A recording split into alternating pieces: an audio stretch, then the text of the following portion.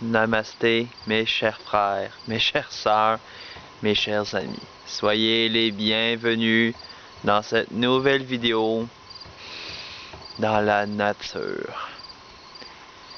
Ça fait un certain temps que je voulais faire une vidéo en extérieur. J'ai peut-être pas choisi le meilleur moment vu qu'il a plu et qu'il fait encore très humide, mais ça fonctionne pareil. Le message que j'ai pour vous est un approfondissement de l'amour. J'ai déjà parlé dans une précédente vidéo de ce que c'est l'amour pour moi. Je vais vous donner maintenant d'autres conseils, d'autres indications et peut-être revenir sur certains d'entre ceux que j'ai donnés. Comme mentionné, l'amour est une énergie qui est dans tout l'univers. C'est le ciment qui maintient toute chose en place.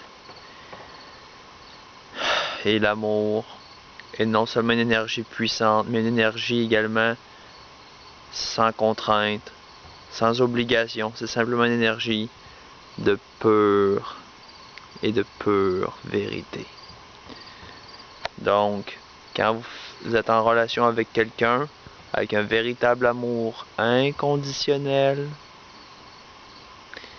cet amour est fait pour durer parce que vous n'attendez rien, absolument rien de votre proche, de votre relation. Vous êtes simplement en harmonie.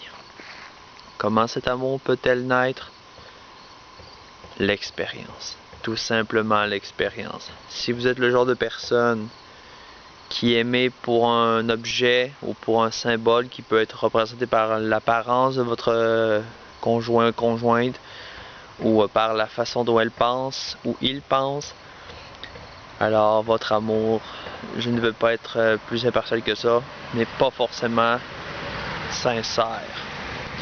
L'amour ne s'attache pas réellement au symbole. L'amour inconditionnel n'est pas besoin d'excuses pour aimer. Elle aime tout simplement. Mon expérience à moi m'a poussé à comprendre que l'amour est aussi un symbole de compassion. On aime les autres et on peut comprendre ce qu'ils ressentent. On peut enfin comprendre ce qu'ils éprouvent. Le vrai amour pour moi, ça commence déjà par ça. Savoir ressentir ce que les autres sentent sans pour autant nous laisser attaquer par ça. Si quelqu'un est triste, on peut comprendre qu'il est triste, mais on ne se laisse pas toucher par cette tristesse.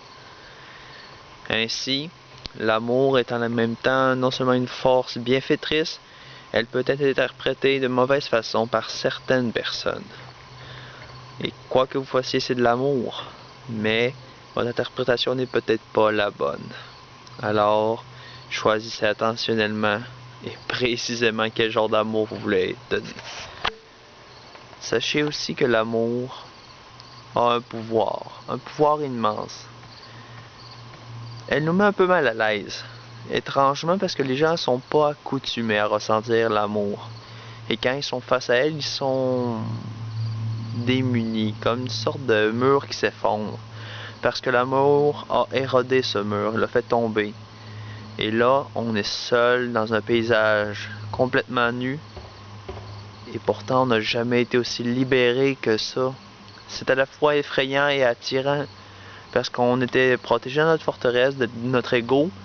Et puis tout à coup, plus de forteresse. On est simplement nu dans un paysage où tout le monde peut nous voir. Et en même temps, non seulement ça effraie, mais en même temps, on se sent libre. On dit, c'est donc ça qu'il y a dehors. C'est donc ça que ça me pousse à faire. Je vais donc explorer cet endroit. Et c'est exactement ce que vous devez faire. Vous ne devez pas tenter de rebâtir votre forteresse. Vous devez simplement explorer. Ne plus vous cacher. Accepter les choses telles qu'elles sont. Ainsi, si vous les acceptez, non seulement vous vous découvrirez vous-même, mais vous aurez non seulement aidé à découvrir les autres. C'est en vous découvrant vous-même que vous découvrirez les autres. C'est là le premier pas vers l'amour véritable. Apprendre à connaître les autres réellement. Sur ce, namasté. Je vous bénis de mon cœur. Que l'amour, la joie, la paix, la grande vérité de Dieu soit avec vous. Namasté. Amen. Au revoir. À la prochaine.